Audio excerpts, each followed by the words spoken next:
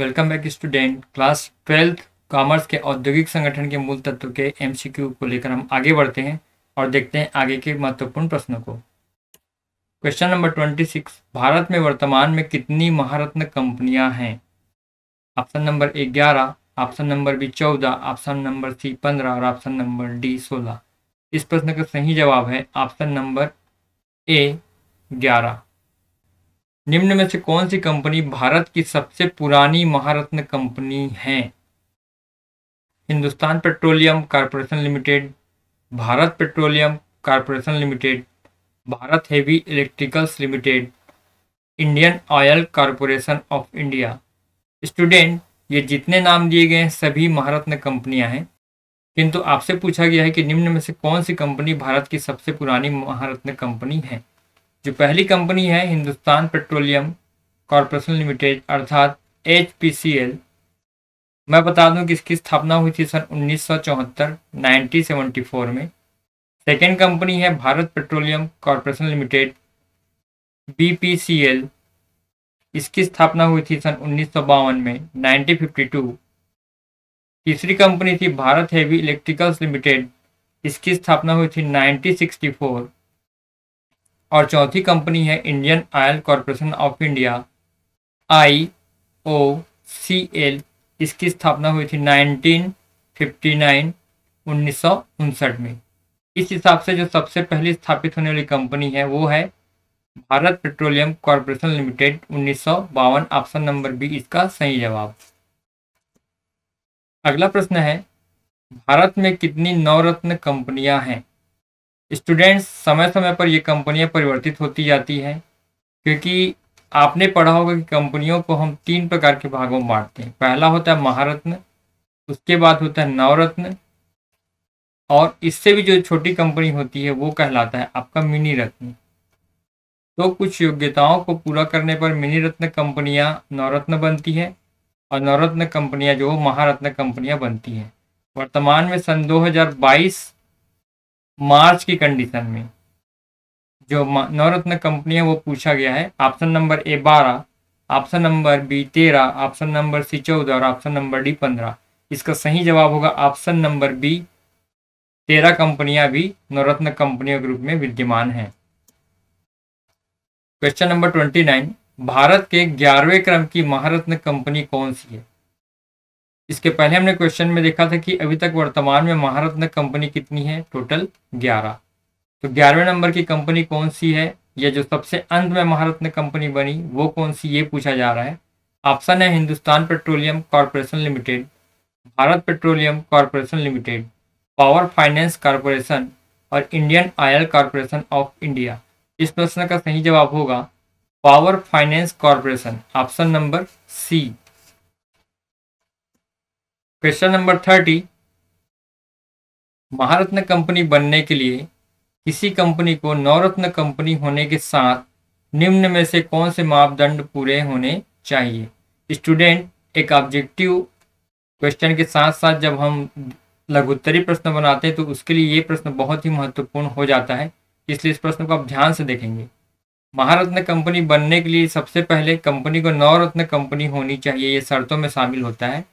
अब देखें ऑप्शन में और कौन से मापदंड पूरे होने चाहिए।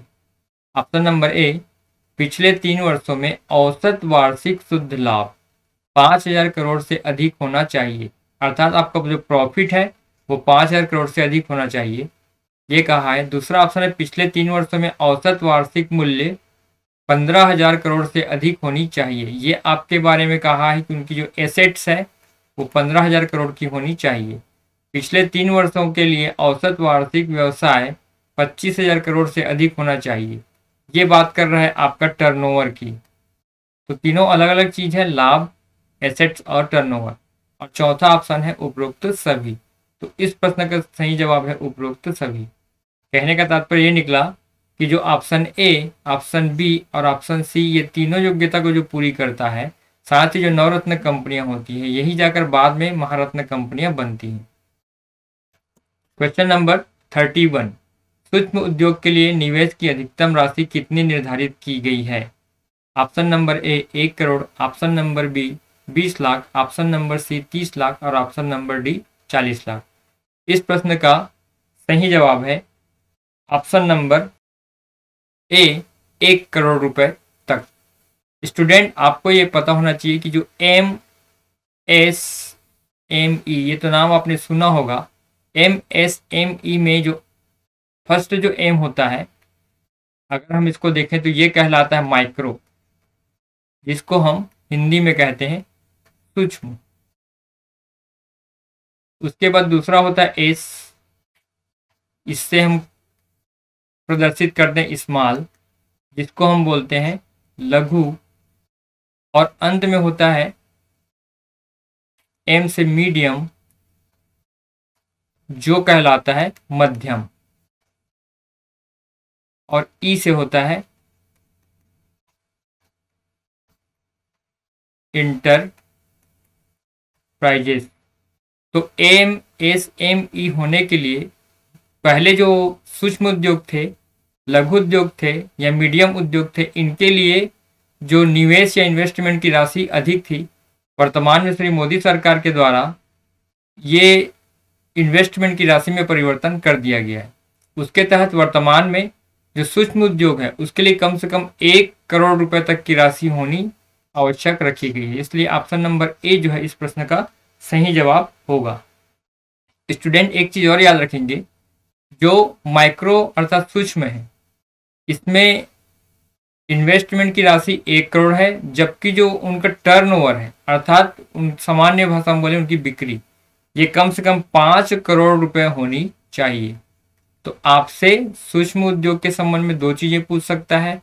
निवेश पूछेगा तो इसका उत्तर होगा 1 करोड़ रुपए, और टर्नओवर अगर पूछ दिया तो इसकी राशि होनी चाहिए 5 करोड़ रुपए। क्वेश्चन नंबर 32, लघु उद्योग के लिए निवेश की अधिकतम राशि कितनी निर्धारित की गई है? स्टूडेंट, थोड़ी देर पहले हमने MSME के संबंध में व्याख्या की थी। इस प्रश्न में आपसे पूछा जा रहा है स्मॉल इंटरप्राइजेस के संबंध में, और आपसे पूछा जा रहा है कि इसमें कितने रुपए की इन्वेस्टमेंट करने पर वह इंटरप्राइजेस स्मॉल कहलाएगी। Option number A 10 crore, option number B 5 crore, option number C 50 lakh और ऑप्शन नंबर डी 40 लाख। तो नए परिवर्तन के हिसाब से आपको इन्वेस्टमेंट अधिकतम करना होगा 10 करोड़, अर्थात जो इंटरप्राइजेस 10 करोड़ रुपए तक का इन्वेस्टमेंट करता है वो कौन सा उद्योग कहलाएगा? लघु उद्योग। इसमें एक चीज और ध्यान रखेंगे, इसमें आपको इन्वेस्टमेंट के साथ साथ टर्न ओवर अर्थात बिक्री आवर्त की राशि भी पूछी जा सकती है। तो कोई भी इंटरप्राइजेस जिसका टर्नओवर 50 करोड़ रुपए तक हो तो वह कंपनी या वह उद्योग लघु उद्योग कहलाएगी। तो ध्यान रखेंगे लघु उद्योग के लिए इन्वेस्टमेंट 10 करोड़ और टर्नओवर 50 करोड़ होने चाहिए। आगे बढ़ते हैं। क्वेश्चन नंबर 33, मध्यम उद्योग के लिए निवेश की अधिकतम राशि कितनी निर्धारित की गई है? फिर से बता दूं मैं, हम चर्चा करेंगे अगर MSME की, तो यहाँ पर किसके संबंध में पूछा जा रहा है आपसे? ये पूछा जा रहा है स्मॉल।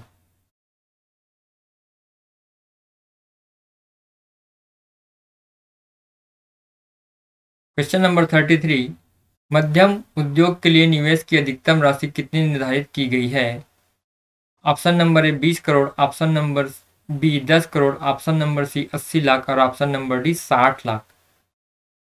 मैं फिर से बता दूं, MSME के अंतर्गत हम अभी देख रहे हैं मीडियम साइज के इंटरप्राइजेस, और इसके संबंध में पूछा है कि इन्वेस्टमेंट कितने तक के होने पर यह उद्यम जो है वो मध्यम आकार का कहलाएगा। तो इसका सही आंसर है ऑप्शन नंबर ए 20 करोड़ रुपए। इन्वेस्टमेंट आपको करने होंगे 20 करोड़। फिर से बता दूं, इन्वेस्टमेंट के साथ साथ आपको टर्नओवर में भी सवाल पूछा जा सकता है। टर्नओवर की राशि आपकी होनी चाहिए 250 करोड़। तो स्टूडेंट 250 करोड़। स्टूडेंट, तो ध्यान रखेंगे आप, MSME के जो तीनों आपके उद्यम हैं, चाहे वो माइक्रो हो, चाहे स्मॉल हो, चाहे मीडियम हो, इसके आपको इन्वेस्टमेंट और टर्नओवर याद कर लेने हैं ताकि आपसे कोई भी प्रश्न छूटने ना पाए। सार्वजनिक उपक्रमों का प्राचीनतम रूप है, आपसे पूछा गया है। ऑप्शन नंबर ए सरकारी कंपनी, ऑप्शन नंबर बी सार्वजनिक निगम, ऑप्शन नंबर सी विभागीय संगठन और ऑप्शन नंबर डी एकाकी व्यापार। तो जो सार्वजनिक उपक्रम है इनका प्राचीनतम रूप विभागीय भंडार अर्थात ऑप्शन सी इसका सही जवाब होगा। आगे बढ़ते हैं। क्वेश्चन नंबर 35, सार्वजनिक उपक्रम की सीमाएं हैं। पहला, कार्यकुशलता का अभाव, राजनीतिक हस्तक्षेप, नौकरशाही, उपरोक्त सभी। इस प्रश्न का सही जवाब होगा उपरोक्त सभी। क्वेश्चन नंबर 36, एचसीआई का पूरा नाम है। ध्यान रखेंगे ये प्रश्न आपको एक उद्योग के संदर्भ में पूछा जा रहा है। Option A shipping corporation of India, steel corporation of India, state corporation of India और सोशल कॉरपोरेशन ऑफ इंडिया। तो एचसीआई का पूरा नाम है shipping corporation of India. Question number 37, किस सन में सार्वजनिक उपक्रम की कठिनाइयों को दूर करने के लिए डॉक्टर रंगराजन की अध्यक्षता में समिति का गठन किया गया था? Option number A 1990, option number B 1991, option number C 1992 और ऑप्शन नंबर डी 1993। इस प्रश्न का सही जवाब हो जाएगा 1992। अगला क्वेश्चन है, सार्वजनिक उपक्रम के संगठन के कितने स्वरूप हैं? Option number A 2, option number B 3, option number C 4 और ऑप्शन नंबर डी 5। तो जब हम सार्वजनिक उपक्रम के संगठन के स्वरूप को देखते हैं तो ये कुल मिलाकर 3 भागों में बंटता है। पहला भाग होता है विभागीय,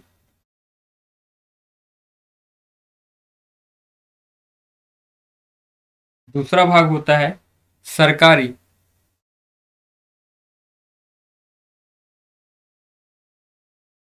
और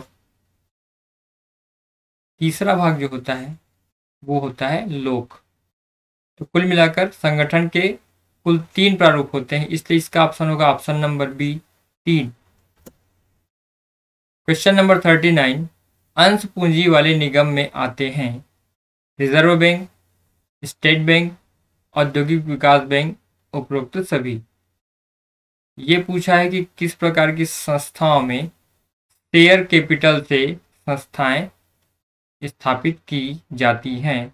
दिए गए तीनों ऑप्शन में अंश पूंजी विद्यमान होती है, इसलिए इस प्रश्न का सही जवाब होगा ऑप्शन नंबर डी उपरोक्त सभी। क्वेश्चन नंबर 40, भारत में औद्योगिक विकास की वर्तमान प्रवृत्ति है। ऑप्शन नंबर ए उत्पादन में वृद्धि, ऑप्शन नंबर बी औद्योगिक वृद्धि दर, ऑप्शन नंबर सी निर्यात में वृद्धि और ऑप्शन नंबर डी उपरोक्त सभी।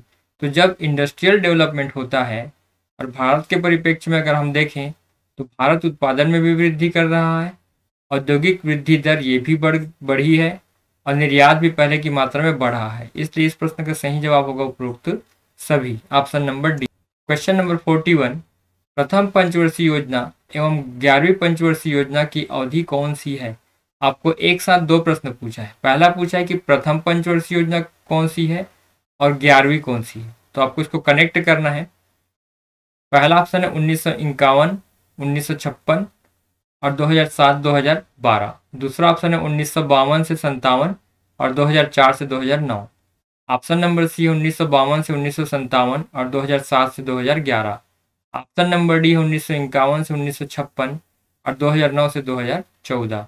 स्टूडेंट, आपको पता होगा कि जो प्रथम पंचवर्षीय योजना बनी थी वो बनी थी सन 1951 से लेकर 1956 तक, इसलिए पहला ऑप्शन जो है वो प्रथम पंचवर्षीय योजना और 11वीं पंचवर्षीय योजना के हिसाब से सही ऑप्शन है। अर्थात जो 11वीं पंचवर्षीय योजना थी ये बनी थी सन 2002 से 2012 के बीच में। आगे बढ़ते हैं।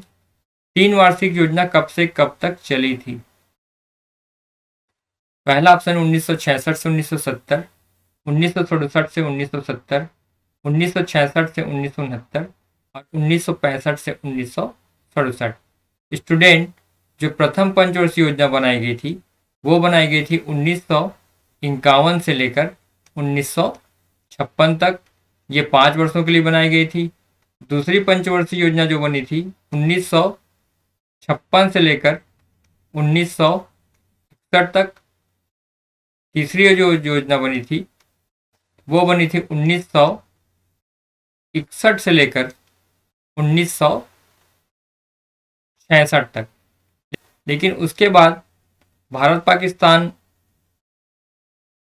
परंतु उसके बाद युद्ध, अकाल आदि स्थितियों के कारण पंचवर्षीय योजना नियमित रूप से आगे नहीं बढ़ाई जा सकी, जिसके कारण 1966 से 1969 के बीच अर्थात 1966 से लेकर 1967, 1967 से लेकर 1968 और 1968 से लेकर 1969, अर्थात अगर हम इसे देखें तो 1966 से लेकर 1969 तक एक एक वर्ष की 3 योजनाएं बनाई गई थी।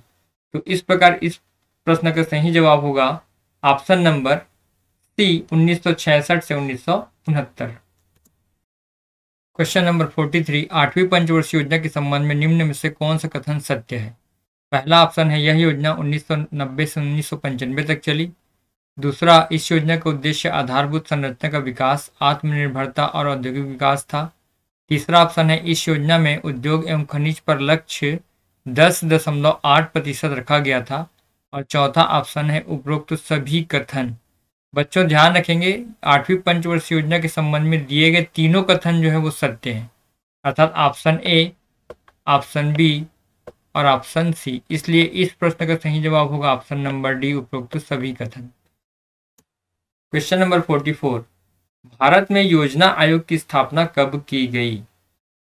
पहला ऑप्शन है 15 मार्च 1950, दूसरा ऑप्शन है 30 अप्रैल 1952, तीसरा ऑप्शन है 15 मई 1955, चौथा ऑप्शन है 15 जून 1957। तो जो पंचवर्षीय योजना को फलीभूत करने के लिए 15 मार्च सन 1950 को देश के प्रथम प्रधानमंत्री पंडित जवाहरलाल नेहरू की अध्यक्षता में जो योजना आयोग ये गठित की गई थी, इसलिए इसका ऑप्शन होगा ऑप्शन नंबर ए।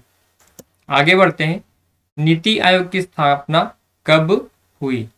स्टूडेंट, अभी हमने चर्चा किया था कि सबसे पहले जो योजना बनाई जाती थी वो बनाई जाती थी योजना आयोग के अंतर्गत। बाद में योजना आयोग को समाप्त किया गया और इसके स्थान पर लाया गया नीति आयोग, जिसके बारे में हम आगे के प्रश्न में चर्चा करेंगे। तो आपसे पूछा गया है कि नीति आयोग की स्थापना कब हुई? ऑप्शन नंबर ए 1 जनवरी 2015, ऑप्शन नंबर बी 15 जनवरी 2016, ऑप्शन नंबर सी 14 मई 2014 और ऑप्शन नंबर डी 15 जुलाई सन 2019। तो इस प्रश्न का सही जवाब होगा 1 जनवरी सन 2015 की स्थापना की गई। स्टूडेंट, एक चीज और याद रखेंगे कि इसकी घोषणा, कभी कभी नीति आयोग बनाए जाने की घोषणा कब की गई ये पूछा जाता है। तो इसकी घोषणा की गई थी 15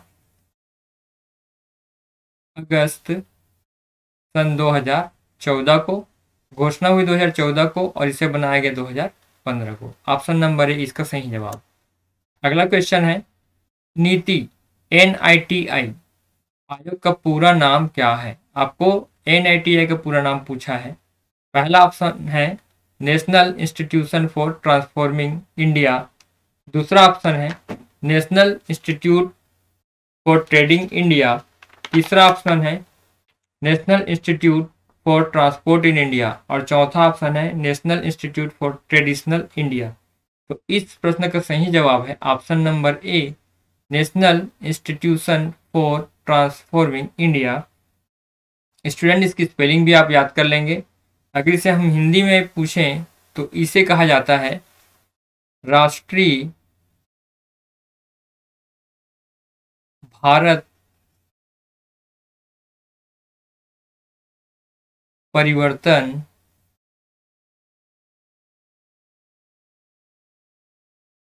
संस्थान। तो कभी कभी इसका हिंदी रूपांतरण भी आपसे पूछा जा सकता है, तो इसको आप याद कर लेंगे। क्वेश्चन नंबर 47, नीति आयोग के वर्तमान अध्यक्ष कौन हैं? Option number A Shri Narendra Modi, option number B Shri Arvind Subramanian, option number C Shri Amitabh Kant, option number D Shri Rajiv Kumar. Student, आपको मैं बता दूं कि जो नीति आयोग होता है इसके अध्यक्ष होते हैं। वो अध्यक्ष कौन होते हैं?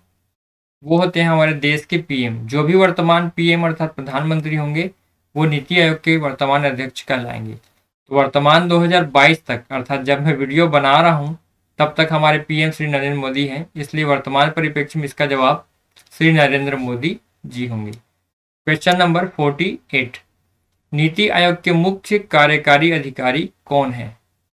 इसे हम सीईओ भी कहते हैं, जिसे हम अगर अंग्रेजी में कहें तो इसका फुल फॉर्म होता है चीफ एग्जीक्यूटिव ऑफिसर। तो आपसे पूछा इसका सही जवाब कौन सा होगा? Option number A Shri Arvind Subramanian, option number B Shri Amitabh Kant, option number C Shri Rajiv Kumar, option number D Shri Ranjan Gogoi. तो इस प्रश्न का सही जवाब है श्री अमिताभ कांत। वर्तमान में ये अमिताभ कांत जो है वो सीईओ हैं और राजीव कुमार जो है वो नीति आयोग के उपाध्यक्ष हैं। ध्यान रखेंगे स्टूडेंट, हो सकता है कि आपसे प्रश्न राजीव कुमार जी को भी लेकर पूछा जा सके। और रंजन गोगोई ये तो आपके सुप्रीम कोर्ट के मुख्य न्यायाधीश के रूप में कार्य करते थे। क्वेश्चन नंबर 49, नीति आयोग के पूर्णकालिक सदस्यों की वर्तमान संख्या कितनी है? Option number A 2, option number B 10, option number C 5 और ऑप्शन नंबर डी 3। तो जब नीति आयोग का स्ट्रक्चर बनता है तो उसमें कौन कौन होते हैं? उसमें होते हैं अध्यक्ष, अध्यक्ष के साथ होंगे आपके उपाध्यक्ष, उपाध्यक्ष के साथ होंगे आपके सीईओ और उसके बाद जो पूर्णकालिक होते हैं सदस्य वो होते हैं 5। ये पूर्णकालिक होते हैं और अन्य सदस्य अंशकालिक भी होते हैं। आपसे पूछा गया है पूर्णकालिक सदस्य, इसलिए इस प्रश्न का सही जवाब होगा option number C 5। Question number 50, NITI आयोग के प्रथम मुख्य कार्यकारी किसे नियुक्त किया गया था? आपको प्रथम पूछा है। प्रथम का तात्पर्य जब हमने क्या देखा था थोड़ी देर पहले, जो नीति आयोग बना था ये कब बना था? 1 जनवरी सन 2015 को। तब हमारे सीईओ कौन थे ये पूछा गया। पहला ऑप्शन है अरविंद पनगढ़िया, राजीव कुमार, सिंधु श्री खुल्लर और राजीव शर्मा। स्टूडेंट, मैं चाहूंगा कि इसका जवाब आप कमेंट बॉक्स पर दें। एमसीक्यू का ये लास्ट क्वेश्चन था। स्टूडेंट, कक्षा 12वीं वाणिज्य के औद्योगिक संगठन के मूल तत्व के ये काफी महत्वपूर्ण प्रश्न हैं। इन प्रश्नों में न केवल आपसे ऑब्जेक्टिव टाइप प्रश्न बनेंगे बल्कि जो 2 नंबर के अति लघु उत्तरीय प्रश्न आते हैं ये भी आपको आसानी से बनाने में सहायता मिलेगी। तो मिलते हैं हम नए एमसीक्यू में, तब तक के लिए गुड बाय।